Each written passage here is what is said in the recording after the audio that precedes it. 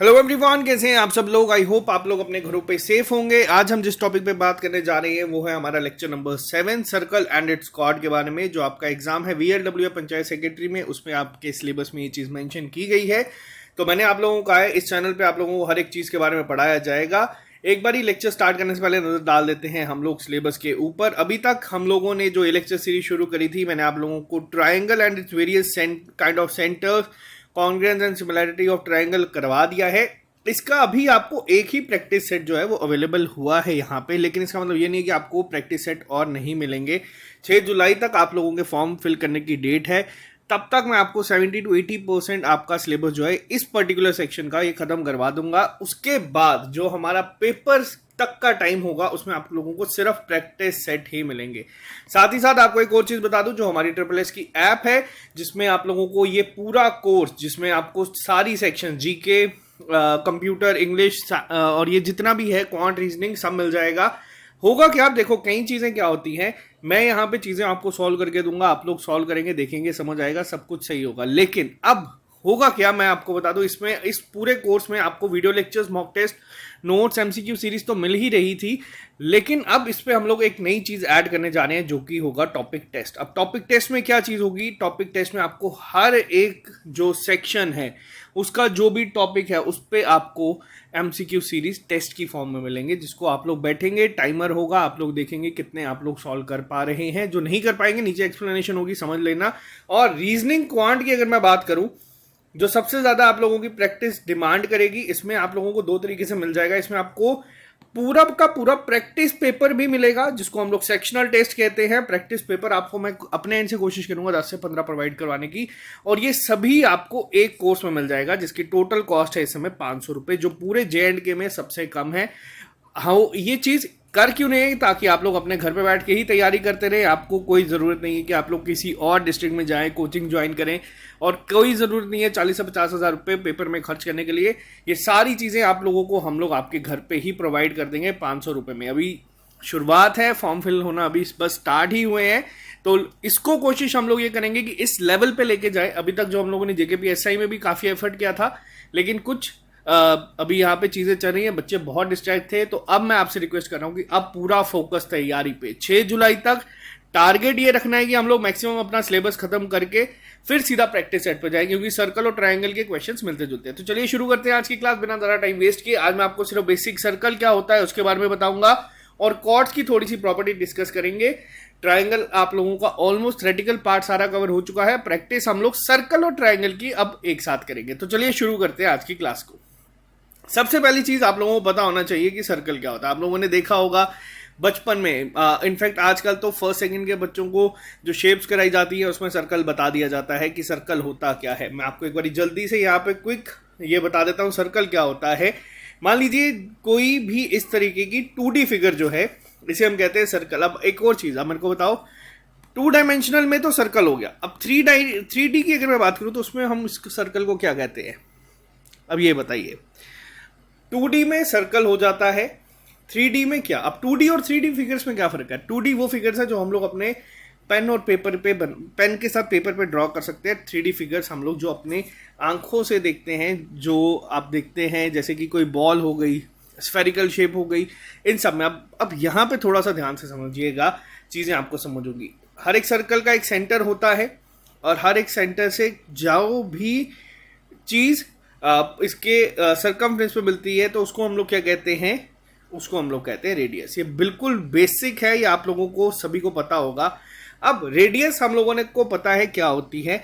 Centre से लेके कहीं भी किसी भी पार्ट तक हम लोग जाएंगे तो ये सारी रेडियस हमेशा क्या होती है, ये सारी रेडियस हमेशा होती है इक्वल। ये हम लोग बचपन से पढ़ते आ रहे हैं, ठीक है, ये चीज़ हम लोगों ने पढ़ी। अब सर्कल का सरकमफ्रेंस और एरिया क्या होता है। सरकमफ्रेंस और एरिया आप लोगों को नहीं पता तो नोट कर लेना। सरकमफ्रेंस होता है इसका 2πr, जहां पाई की वैल्यू क्या होती है, पाई की वैल्यू होती है 22/7, या फिर हम इसको लिखते हैं 3.14। अब एग्जामिनर वहां पे क्वेश्चन पे आपको पहले ही गिवन कर देगा कि पाई की वैल्यू आपको क्या लेनी है, 22/7 लेनी है या 3.14, वो आपको निकालना। दूसरी चीज, एरिया ऑफ सर्कल क्या होता है, ये होता है πr²। अब इतना मैं मान के चलता हूं कि ये जो पहली स्लाइड है ये आप लोगों को पता होगी, ठीक है। सर्कल मैंने आपको बता दिया क्या होता है। सर्कल में आपको एक तो पता होनी चाहिए रेडियस क्या होती है, दूसरी चीज सर्कल का सरकमफ्रेंस और सर्कल का एरिया। कई बार डायरेक्ट बेसिक क्वेश्चन यहां पे बन जाते हैं। आपको लिख दिया जाएगा पेपर में radius of circle is 14 centimetre, find area. जो बिल्कुल कई बार बेसिक अगर क्वेश्चन बनता है ना तो बिल्कुल बेसिक बन जाएगा। अब आपको पता है पाई क्या होता है, 22/7 आर स्क्वायर आप लोग यहाँ पे लिख देंगे, इसको सॉल्व करेंगे, आपको 44 इंटू 14 करना, आपका आंसर आ जाएगा। बेसिक अगर कोई क्वेश्चन पूछा जाएगा जो बहुत जीरो लेवल अगर पेपर में क्वेश्चन बनता है तो ये बनता है। ठीक है, ये तो यहां तक हम लोगों ने डिस्कस कर लिया सर्कल के बारे में और आई होप आप लोगों को ये चीज समझ आ गई होगी। ये 2 फॉर्मूलाज आपको याद रखने हैं, बाकी सारे फॉर्मूलाज मैं आपको बताऊंगा होते हैं। अब नेक्स्ट पे बात करते हैं डायामीटर क्या होता है। देखो डायामीटर क्या होता है, मैं वापस एक सर्कल ड्रॉ कर देता हूं यहाँ पे। ये हुआ नहीं, एक सेकेंड।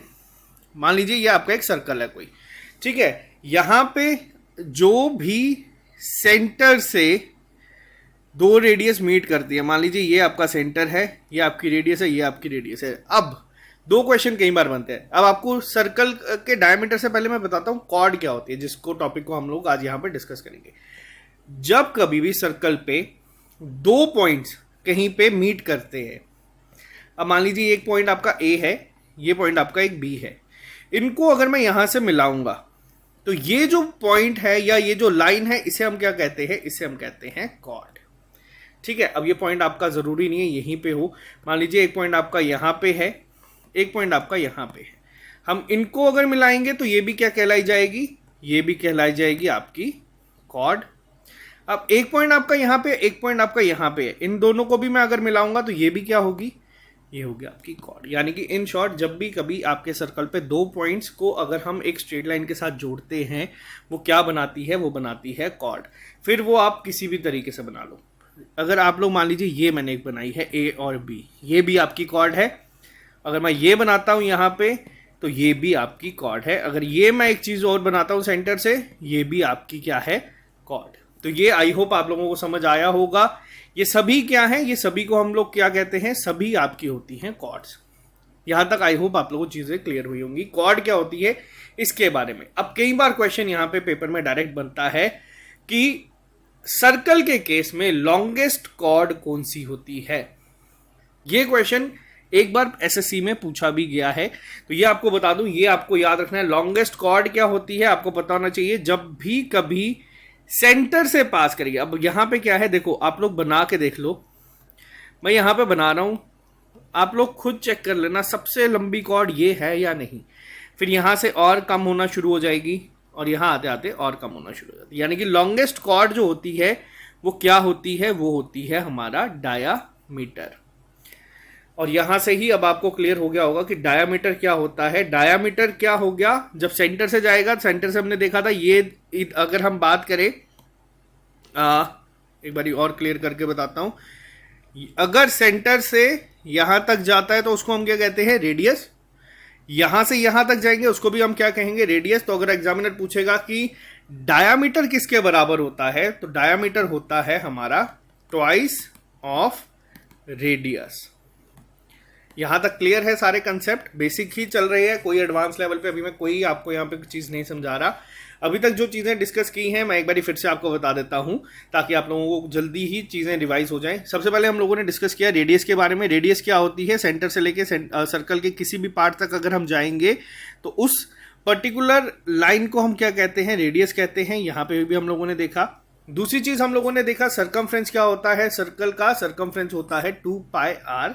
एरिया क्या होता है, एरिया होता है पाई आर स्क्वायर। पाई की वैल्यू होती है 22/7 या फिर 3.14। 2 को आप बेशक रहने दो, 3.14 तक लोगे तब भी आ जाएगा। यहां तक पढ़ा। इसके बाद हम लोगों ने पढ़ा कॉर्ड क्या होती है। जब भी कहीं एक ट्राइंगल पे 2 पॉइंट्स मीट करते हैं वो आपस में क्या बनाते हैं, कॉर्ड बनाते हैं।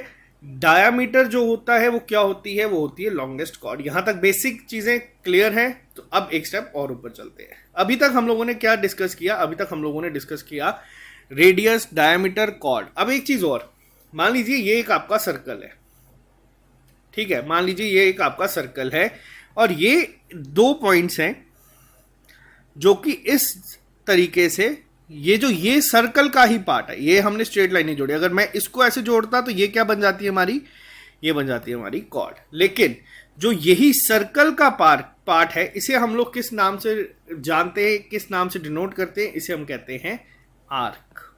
आई होप ये भी चीज आपको क्लियर होगी। ये सर्कल का अगर मैं बात करूं, 2 पॉइंट है यहां पे ए और बी, इनको अगर हम मीट करते हैं, या फिर ये सर्कल का पार्ट है, इस पार्ट को हम क्या कहते हैं, इसको हम कहते हैं आर्क। आर्क भी अब आपकी दो फॉर्म तरीके से होती है, एक होती है मेजर आर्क, एक होती है आपकी माइनर आर्क। अब माइनर आर्क क्या हुई, जैसे आप लोग यहां पे देख सकते हैं, ये पार्ट जो है हमारा, ये क्या कहा जाएगा, ये कहा जाएगा हमारा माइनर आर्क।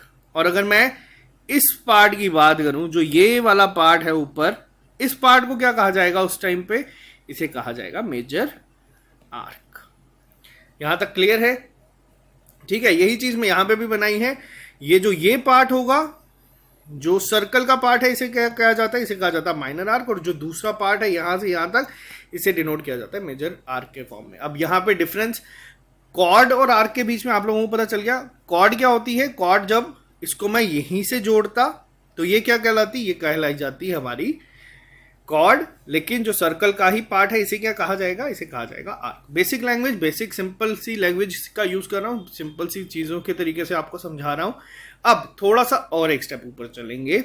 अब एक चीज होती है सेक्टर। अब सेक्टर क्या होता है, देखो एक और तरीके से सिंपल से समझाता हूं। मान लीजिए ये आपका क्या है, ये आपका सर्कल, ठीक है। ये क्या थे, ये थे 2 पॉइंट ए और बी।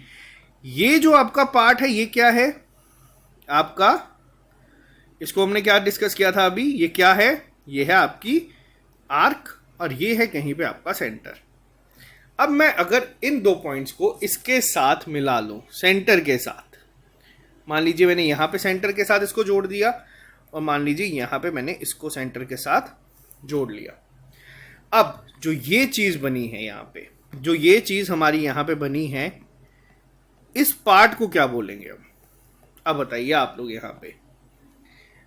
और ये जो थीटा होगा, ये जो एंगल यहां पे बनाएंगे ये दो, इसको हम लोग थीटा से डिनोट कर देते हैं, ठीक है। और ये जो पार्ट है जिसको आप येलो शेड में देख रहे हैं, इसको हम लोग क्या कहते हैं, इसको हम लोग कहते हैं सेक्टर। यहां तक क्लियर है? अभी तक आई होप यहाँ पे कोई आपको जो चीज़ है वो डिफिकल्ट नहीं लग रही होगी। और अब मेरे को बताओ, ये लाइन है, इसको हम लोग क्या बोलेंगे, जल्दी से बताओ, जल्दी जो आंसर देगा नोटबुक पे बताओ या दिल में बोलो, जिसमें भी बोलो, आपको बस बताना है कि ये क्या है। ये है हमारी रेडियस। क्यों? क्योंकि ये सेंटर से गई है, तो ये भी क्या होगी हमारी रेडियस, ठीक है। और ये जो सेगमेंट है हमारा बना हुआ, इस पार्ट को क्या बोलते हैं हम, इस पार्ट को हम बोलेंगे सेक्टर। तभी आप लोगों के सारी जो चीजें हैं और जो एंगल बनाया, इसको हम लोगों ने थीटा से डिनोट कर दिया। यहां तक समझ आया कि सेक्टर क्या होता है।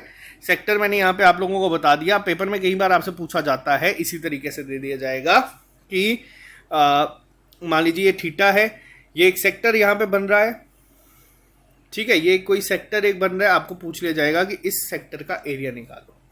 अब इस सेक्टर का एरिया कैसे निकलता है, फॉर्मूलाज याद रखना, अब आपको थोड़ा सा क्लियर हो जाएगा। अब देखो, एरिया ऑफ ट्रायंगल की अगर मैं सर्कल की अगर मैं बात करूं, एरिया ऑफ सर्कल हम लोगों ने क्या देखा था, वो क्या होता है, पाई आर स्क्वायर, ठीक है। अब पहले मुझे एक चीज बताओ, ये पूरा का पूरा अगर मैं थीटा की अगर इसकी डिग्री पूछूं, कितने डिग्री का होगा, मैंने आप लोगों को तभी पहला जो चैप्टर था, जो लाइन्स एंड एंगल पढ़ाए थे, उसमें मैंने आपको बताया था पॉइंट एंगल कितने का होता है, ये होता है हमारा 360 डिग्री का, ठीक है। और अगर कोई पूछेगा ये थीटा कितने का होगा, तो ये होगा थीटा, यानी कि हमें गिवन है। अब इस पर्टिकुलर का एरिया निकालना है, तो इसमें एरिया निकालना होगा अगर हमें सेक्टर का, एरिया ऑफ सेक्टर किसके बराबर होगा। अब ये ध्यान से नोट करना या लिख लेना। पहले तो कितना पार्ट लिया हमने 360 में से, हम लोगों ने लिया सिर्फ थीटा डिग्री, यानी कि पूरा 360 था, हमें सिर्फ इतना का चाहिए, तो इसका डिग्री जितने भी होगी थीटा हो गया यहाँ पे, इंटू पाई आर स्क्वायर। इस पर्टिकुलर को याद रखना, मैं आगे वाले दोनों आपको इसी से याद करवाऊंगा। एरिया ऑफ सेक्टर क्या होता है, theta by 360 into pi r square, ठीक है। ये आ गया यहाँ पे। अगर अब दूसरी चीज पूछी जाए, सरकमफ्रेंस क्या होगा इसका, सरकमफ्रेंस पे बहुत बार क्वेश्चन बनते हैं। सरकमफ्रेंस या पैरामीटर अगर आपसे पूछा जाए क्या होगा इसका सेक्टर का, तो वो क्या होता है, देखो सरकमफ्रेंस, या फिर अगर हम बात करें पैरामीटर जिसको हम बोलते हैं, सेम प्रोसीजर, कितना पार्ट लिया, theta upon 360 into 2 pi r. क्या यहां से निकल जाएगा? नहीं। क्यों? क्योंकि ये जो अभी हमने लिया ये सिर्फ इतना ही पार्ट आया है, यहां पे जो है ना आपका यहां दिख रहा है सिर्फ इसका, लेकिन यहां पे क्या है, 2 रेडियस और है। पैरामीटर मैंने आपको क्या सिखाया था? पैरामीटर जब ट्रायंगल पढ़ाया था उसमें क्या था? सम ऑफ ऑल द साइड्स। ये हमने ट्रायंगल के केसेस में पढ़ा था। वैसा ही यहां पे है, इस पार्ट का हम लोगों ने निकाल दिया, लेकिन इसमें 1 रेडियस और 2 रेडियस और ऐड हुई हैं, तो इसका जो होगा वो होगा आपका यहां पे ट्वाइस ऑफ आर। ये दोनों आपको जो है वो याद रखने हैं, इस पे बहुत बार क्वेश्चन बनते हैं। यहां पे मैंने लिख दिया है। एरिया ऑफ सेक्टर क्या होता है मैंने आपको बताया, थीटा बाय 360। अब मान लीजिए आपको थीटा यहां पे 60 डिग्री का एग्जामिनर दे देगा, क्वेश्चन कैसे बनते हैं वो तो अलग आएगा। आपको बोल दिया जाएगा एंगल ऑफ सेक्टर कितना है, थीटा, यानी कि आपको दे दिया जाएगा 60 डिग्री, और आपको बोल दिया जाएगा रेडियस है आपके पास 60 सेंटीमीटर, फाइंड एरिया। ठीक है, अब अगर पता है तो आप लोग आसानी से कर लोगे। थीटा अपॉन 360 इंटू पाई की वैल्यू 7 इंटू आर स्क्वेयर, यहां से आप निकालोगे 1/6 3 या ना, और 77 अपॉन 3 यहाँ पे सीधा लिख दोगे। कई बार एग्जामिनर क्या कर देता है, कई बार एग्जामिनर आपको दे देगा थीटा गिवन होगा, एरिया गिवन होगा, बोलेगा कि फाइंड करो रेडियस क्या है। तो बेसिक फॉर्मूला पता है तो आप तो आसानी से कर लोगे। फॉर्मूला मैंने आपको यहाँ पे समझा दिया कैसे याद रखना है। कई बार आपको हो सकता है एरिया गिवन हो, रेडियस गिवन हो और पूछा जाए थीटा क्या होगा, तो वो केस में भी आपको चीजें याद रखनी है। जब प्रैक्टिस करेंगे तो मैं आपको सारा करवाऊंगा, आराम से 1 महीना पूरा मैं आपको इसकी प्रैक्टिस कराऊंगा, हर एक तरीके के क्वेश्चंस को करवाऊंगा। सरकमफ्रेंस को हम लोगों ने देख लिया, या फिर जिसको हम पैरामीटर भी कहते हैं। पैरामीटर कैसे निकाला, यहां तक तो आ गया पार्ट, लेकिन 2 रेडियस और ऐड होती हैं, तो यहां पे हम लोगों ने क्या किया, उसको भी ऐड कर लिया। और सरकमफ्रेंस पे बहुत बार क्वेश्चंस बनते हैं। यहां तक क्लियर है? आई होप यहां तक आपको क्लियर होगा। नेक्स्ट पे आते हैं, अब आपको और चीजें क्लियर हो जाएंगी। सेमी सर्कल की बात करते हैं। सेमी सर्कल क्या होता है? सेमी सर्कल बचपन से पढ़ा होगा, जो आपकी डी है वो आपका सेमी सर्कल है, मैंने आपको पहले भी पढ़ाया था। ठीक है, मान लीजिए डायमीटर जो आपका काटता है, यानी कि ये आपका एक सेमी सर्कल बना है। ठीक है, अब एक और चीज, पहले मेरे को बताओ, क्या ये आपका सेक्टर होगा? बताओ, क्या सेमी सर्कल एक सेक्टर है? जैसे अभी जो हम लोगों ने पढ़ा यहां पे सेक्टर के बारे में, क्या ये सेक्टर है? बिल्कुल है। ठीक है, यहां पे भी 2 पॉइंट्स हैं, वो क्या कर रहे हैं, वो काट रहे हैं। अब पहली चीज मैं आपको बताता हूं कि मान लीजिए हमें यहां पे अगर सेक्टर है, तो ये थीटा की वैल्यू क्या होगी? अब बताइए जल्दी से, यहां पे ये थीटा की वैल्यू क्या होगी सेमी सर्कल के केस में? 180 डिग्री। बिल्कुल सही। यहां तक अगर आपको क्लियर है, अब देखो एरिया, अगर पूछा जाए एरिया ऑफ सेमी सर्कल निकालो, कैसे निकालना है? हमें पता है क्या होगा, पाई आर स्क्वायर का हाफ। ठीक है, क्योंकि पूरे सर्कल का पाई आर स्क्वायर होता है तो इसमें हाफ हो जाएगा।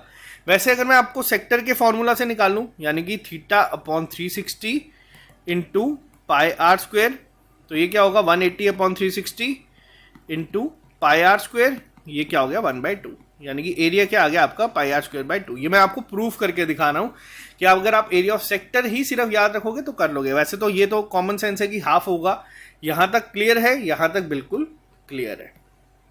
अब अगर आपसे पूछा जाए वापस से, पैरामीटर या सरकमफ्रेंस क्या होगा सेमी सर्कल के केस में? सेम क्वेश्चन, सेम तरीका, theta by 360 into 2 pi r plus 2r। ये मैंने क्या लिखा है, सरकमफ्रेंस या पैरामीटर ऑफ सेमी सर्कल।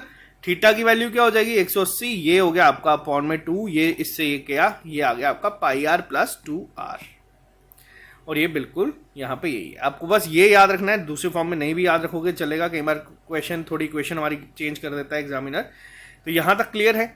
ये याद नहीं रखना आपको कोई चीज याद नहीं रखनी। आप लोगों को बस क्या याद रखना है, आपको सेक्टर का याद रखना है। अब दूसरी चीज क्या है, ये देखो यहाँ पे मैं आपको एक और तरीके से बताऊं। हम लोगों ने क्या पढ़ा था, सर्कल का सरकमफ्रेंस क्या होता है, वो हम लोगों ने पढ़ा था 2 पाई आर, यानी कि सेमी सर्कल के केस में क्या हो जाएगा, हाफ हो जाएगा। लेकिन यहाँ पे भी तो 2 रेडियस और ऐड हुई हैं। सर्कल के केस में कहीं पे भी रेडियस को ऐड नहीं किया जाता, अगर आप लोगों ने कभी ध्यान से देखा होगा तो इसीलिए ये क्या आ गया आपका, पाई आर आ गया प्लस 2r इधर और ऐड कर लिया। तो दोनों तरीके से याद कर सकते हो। वैसे ही अब मान लो अभी हम लोगों ने सर्कल को हाफ में काटा, एक चीज होती है क्वाड्रेंट। अब ये क्वाड्रेंट क्या होता है उस पर बात कर लेते हैं एक बार। क्वाड्रेंट में क्या हो गया, सर्कल को हमने सेंटर से या 2 डायमीटर से काट दिया, तो या फिर ये पार्ट बन गया। ये क्या कितने डिग्री का एंगल बनाएगा, ये बनाएगा 90 डिग्री का एंगल। ठीक है, 4 इक्वल पार्ट्स में काटा, 90 प्लस 90 प्लस 90 प्लस 90 कर लेना, 360 होता है, चेक कर लेना। अब इसमें एरिया ऑफ सेक्टर पूछा जाए क्या होगा, एरिया ऑफ क्वाड्रेंट अगर पूछा जाए पेपर में, हमें सिर्फ एरिया ऑफ सेक्टर को याद रखना है। क्या होता है, theta upon 360 degree into pi r square. Theta यहाँ पे क्या है, थीटा होगा 90 degree upon 360 into pi r square, यानी कि पाई आर स्क्वायर बाय 4। यही चीज़ आप लोगों को पहले मैंने बताई। एक चौथाई में अगर काटते हैं, 1/4 में अगर काटते हैं तो भी आप लोगों को याद है। और अगर मान लीजिए सरकमफ्रेंस या पैरामीटर पूछा जाए तो वो क्या होगा, theta by 360 into 2 pi r plus 2r। क्यों यहाँ पे 2r, क्योंकि एक रेडियस ये दोनों भी तो हैं, तो इसको भी तो होगा, बनाया तो ये भी तो सेक्टर ही है यहाँ पे। ठीक है, तो निकालो, यहाँ पे क्या हो जाएगा, 90 हो जाएगा, ये होगा 1/4, ये गया यहाँ पे पाई आर बाय 2 प्लस 2r, और ये आपका यहाँ पे यही आएगा। समझ आया तो बहुत अच्छी बात है, नहीं आया तो 2 बार इसको खुद लिखना, आपको ये चीज़ दिमाग में फंस जाएगी। क्योंकि पेपर में कई बार एक क्वेश्चन डायरेक्ट इसी फॉर्म में आ जाता है कि पैरामीटर निकालो, आपको थीटा गिवन होगा यहाँ पे कुछ, और आपको बोल दिया जाएगा क्वाड्रेंट गिवन है। कई बार थीटा नहीं गिवन होता, कई बार बोल दिया जाएगा कि क्वाड्रेंट गिवन है, रेडियस है यहाँ पे 14 सेंटीमीटर, आपको निकालना है एरिया ऑफ क्वाड्रेंट, सीधा पूछ लिया जाएगा। तो आप लोगों को अगर ये चीज़ पता है, आप लोग डायरेक्ट निकाल लोगे। जब क्वेश्चंस करेंगे तब मैं आपको और अच्छे तरीके से यहाँ पे क्वेश्चंस सॉल्व करवाऊंगा। देखो साथ साथ मैं क्वेश्चन इसलिए नहीं करवा रहा क्योंकि सेम कंसेप्ट अगर पढ़ के क्वेश्चंस पे जाएंगे ना, बहुत ईजी लगेगा। कल भी हम लोगों ने देखा, जो हम लोगों ने डिस्कस किया था, उसमें बच्चे ने बहुत अच्छा कर दिया। सही मजा क्वेश्चन सॉल्व करने का तब आता है जब सारे कंसेप्ट एक ही क्वेश्चन में यूज हो। तो वो मैं आपको स्टेप बाय स्टेप लेके चल रहा हूँ। जल्दबाजी कोई नहीं है, टाइम हमारे पास एटलीस्ट 6 जुलाई तक का तो है ही है। तो अब बात करते हैं एक और प्रॉपर्टीज पे। थोड़ा सा आज मैं लेक्चर को थोड़ा सा एक्सटेंड कर रहा हूँ ताकि आप लोग अगले लेक्चर तक ये चीज़ें याद करके आए। अब पेपर में कई बार क्या हुआ, बेसिक क्वेश्चन बनेगा तो मैंने आपको बता दिया, इन्हीं पर बन जाएगा। क्वाड्रेंट क्या होता है, सेमी सर्कल क्या होता है, सेक्टर क्या होता है, डायमीटर क्या होता है, रेडियस क्या होता है, एरिया, सरकमफ्रेंस। अगर बेसिक क्वेश्चन बनने हैं तो वहीं से बन जाते हैं। अगर क्वेश्चंस का लेवल थोड़ा सा इस एग्जामिनर इंप्रूव करेगा, जो ज़्यादातर सर्कल के क्वेश्चंस बनते हैं वो इसी तरीके से बनते हैं। आपको कुछ थ्योरम और प्रॉपर्टीज पता होनी चाहिए। जैसे हम लोगों ने सर्कम सेंटर के केस में पढ़ा था, इन सेंटर में पढ़ा था, ट्राइंगल के केस में पढ़ा था प्रॉपर्टीज के बारे में, वैसे ही सर्कल की भी अगर हम बात करें, कॉर्ड के बारे में थोड़ी सी प्रॉपर्टीज हमें पता होनी चाहिए। सबसे पहली चीज क्या होती है, कभी भी अगर हम लोग किसी भी कॉर्ड से परपेंडिकुलर बनाते हैं, परपेंडिकुलर आप लोगों को मैंने बताया था, मैं मानता हूं आप लोगों को पता होगा क्या होता है। परपेंडिकुलर बनाते हैं कभी भी अगर सर्कल के सेंटर से, और जो भी कॉर्ड पे वो मिलता है वो हमेशा उसको बाइसेक्ट करता है। क्या मतलब, अब थोड़ा फिगर की फॉर्म में मैं वापस समझाता हूँ। मान लीजिए हमारे पास ये कोई एक सर्कल है, अब इन दो को जोड़ा तो ये क्या बना, कॉर्ड। अगर इस पार्ट की बात करता तो ये क्या होती, आर्क। बिल्कुल सही। अब ए और बी क्या है हमारे पास, ए और बी हमारे पास है कॉर्ड। मान लीजिए यहां से मैं अगर कोई भी परपेंडिकुलर ड्रॉ करता हूं, पहली चीज तो याद रखना वो किस पे मीट करेगा, सेंटर पे मीट करेगा, और वो हमेशा इसको क्या करेगा, बाइसेक्ट करेगा। यानी कि अगर मैं किसी भी कॉर्ड पे कोई परपेंडिकुलर ड्रॉ करता हूं तो वो हमेशा जो कॉर्ड है उसको 2 इक्वल पार्ट में बाइसेक्ट करता है। यानी कि एडी किसके बराबर होगा, बीडी के। अगले लेक्चर में ये प्रॉपर्टीज टिप्स पे होनी चाहिए तो ही समझ आएगा, नहीं तो नहीं। कोई प्रॉब्लम नहीं है, ये प्रॉपर्टीज हैं, इसका कोई प्रूफ करना चाहो तो कर सकते हो, लेकिन हम करेंगे नहीं, हमें बस ये प्रॉपर्टीज पता होनी चाहिए। ठीक है, एग्जामिनर बहुत क्वेश्चंस बनाता है। मान लीजिए इस तरीके से आपको दे देगा, ट्राइंगल है, ओ ए और ओ बी आपकी क्या हो जाएंगी, रेडियस हो जाएंगी, आपको बोला जाएगा फाइंड करो ये कितना है। बहुत क्वेश्चंस बन सकते हैं, लेकिन पहले बेसिक चीजें पता होनी चाहिए। पहली प्रॉपर्टी क्या कहती है, पहली थ्योरम क्या कहती है, perpendicular drawn from the centre of a triangle to a chord of a circle bisect the chord. Perpendicular अगर बनाया जाता है सेंटर से, सर्कल के सेंटर से किसी भी कॉर्ड के लिए, तो वो हमेशा क्या करता है, वो बाइसेक्ट करता है। मान लीजिए एक कॉर्ड हमारी ये है सी डी, यहां से अगर मैं परपेंडिकुलर बनाऊंगा वो भी क्या करेगा, इसको बाइसेक्ट करेगा। ये इसकी पहली प्रॉपर्टी। दूसरी पर चलते हैं, हमेशा इक्वल कॉर्ड्स इक्वल एंगल बनाती हैं सेंटर पे। अब ये प्रॉपर्टी क्या है, इस पे भी आ जाते हैं। देखो ये क्या है, मान लीजिए एक सर्कल है, मान लीजिए एक कॉर्ड मैंने यहाँ पे बनाई ए बी, और मान लीजिए एक कॉर्ड मैंने यहाँ पे बनाई सी डी, ठीक है। और मान लीजिए दोनों कॉर्ड जो है, यानी कि ए बी भी आपकी 7 सेंटीमीटर की है और सी डी भी आपकी क्या है 7 सेंटीमीटर की, ठीक है। और ये आ गया सेंटर। इक्वल कॉर्ड्स यानी कि ये दोनों आपस में क्या है, इक्वल है। ये हमेशा जो एंगल सेंटर पे बनाएंगी वो हमेशा क्या होगा, इक्वल। क्या मतलब यहां पे, जैसे कि मान लीजिए θ1 इज इक्वल टू θ2, समझ आया। एक और तरीके से इसको मैं रिप्रेजेंट करता हूं। कई बार ये मान लीजिए एक क्या है, हमारा सर्कल है, ठीक है। एक सेकेंड रुकिएगा। मान लीजिए एक हमारा सर्कल है, एक कॉर्ड बनाई मैंने यहां पे, एक कॉर्ड बनाई मैंने यहां पे, दोनों क्या है, इक्वल है। सेंटर आ गया कहीं पे। ये जो एंगल यहां पे ए ओ बी बनाएगी वो किसके इक्वल होगा, वो होगा हमारा सी ओ बी के इक्वल। कब, जब भी हमारी कॉर्ड्स क्या होंगी, सेम। वापस से रिपीट करो, कम से कम भी वीडियो पॉज करके 7 से 10 बार बोलो, equal chords make equal angle at the centre. क्या मतलब, जो भी कभी इक्वल कॉर्ड्स होंगी वो जो एंगल भी यहां पे बनाएंगे, जैसे सी ओ डी ये एक एंगल बना रही है, ये हमेशा इक्वल होगा ए ओ बी के। ये प्रॉपर्टी है, बहुत बार यूज होती है पेपर में, याद रखना। अलग तरीके से अगर मैं बना के दिखाऊं, मान लीजिए ये एक सी डी है, ये एक ए बी है, दो कॉर्ड्स हैं, ये जो एंगल बनाएंगी वो हमेशा क्या होगा, इक्वल। अब दूसरी प्रॉपर्टी इसी का ही आप लोगों ने अगर 7th 8th बुक में पढ़ा होगा तो आपको दिख जाएगा, रिवर्स भी होता है। अगर कोई भी कॉर्ड इक्वल एंगल बनाती हैं सेंटर्स पे तो वो हमेशा इक्वल होती है। इसका वाइस एंड वर्सा भी याद रखना। अब तीसरी प्रॉपर्टी, आज ज्यादा नहीं कराऊंगा, ये लास्ट है। आज का लेक्चर थोड़ा सा ज्यादा लंबा हो जाएगा तो भी कोई इश्यू नहीं है, क्योंकि पढ़ना तो है ही। Equal chords are equidistant from the centre. मतलब अब देखो ये एक आपका आया ट्रायंगल, अभी मैं आपको सारा यहाँ पे रिवाइज कराऊंगा इस पर्टिकुलर क्वेश्चन पे। ये एक आपकी कॉर्ड है, ठीक है, ए बी। ये एक आपकी कॉर्ड है यहाँ पे, क्या नाम है, सी डी। इक्वल कॉर्ड्स हैं। अब मान लीजिए ये है आपका ओ, ये क्या होगा, हमेशा सेंटर से इक्वी डिस्टेंस। यानी कि अगर हम यहाँ पे परपेंडिकुलर बनाते हैं, यानी कि सीधी एक लाइन ड्रॉ करते हैं, जो यहाँ पे H1 होगा ये हमेशा इक्वल होगा किसके, H2 पे। क्या लाइन का मतलब हुआ, इक्वल कॉर्ड्स और equi distant from the centre हमेशा। अब एक और प्रॉपर्टी हम लोगों ने पढ़ी है स्टार्टिंग में ही, जब कभी भी कोई परपेंडिकुलर बनाते हैं तो वो क्या करता है, हमेशा लाइन को बाइसेक्ट, यानी कि इसका नाम M रख देते हैं, इसका N रख देते हैं। AM is equal to BM और CN is equal to DN। समझ आइए मैंने क्या किया, प्रॉपर्टी नंबर 1 पढ़ लेना एक बारी, कि जब कभी भी परपेंडिकुलर ड्रॉ करते हैं वो क्या करता है, बाइसेक्ट करता है। दूसरी चीज हम लोगों ने यहाँ पे क्या पढ़ी कि इक्वल कॉर्ड्स के केस में वो हमेशा क्या होती है, इक्वी डिस्टेंट होती हैं सेंटर से। और एक और चीज हम लोगों ने पढ़ी थी, क्या, यहाँ पे जो एंगल होगा हमारा AOB वो किसके इक्वल होगा, एंगल जो होगा हमारा COD। क्यों, क्योंकि equal chords make equal angles at the centre. तो ये आपको मैंने आज ज्यादा नहीं, सिर्फ 3 प्रॉपर्टीज यहाँ पे पढ़ाई हैं और सारे क्वेश्चन यहीं से निकलते हैं कॉर्ड के।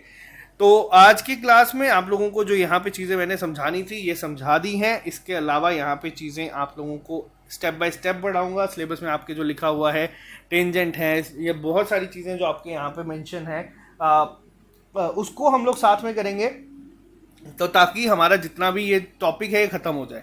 तो आज के लिए सिर्फ इतना ही रखते हैं। अगर आप लोग हमारे कोर्स में अभी तक एनरोल नहीं किया, आप लोग इसमें कर सकते हैं। आप लोगों को किसी भी कोचिंग इंस्टीट्यूट जाने की जरूरत नहीं पड़ेगी, आपको घर पे ही सारी चीजें यहाँ पे हम करवा देंगे। तो आज के लिए सिर्फ इतना ही, मिलते हैं कल नए लेक्चर के साथ। अभी के लिए दीजिए इजाजत। Have a nice day, see you soon, bye bye, take care, all the best, take care.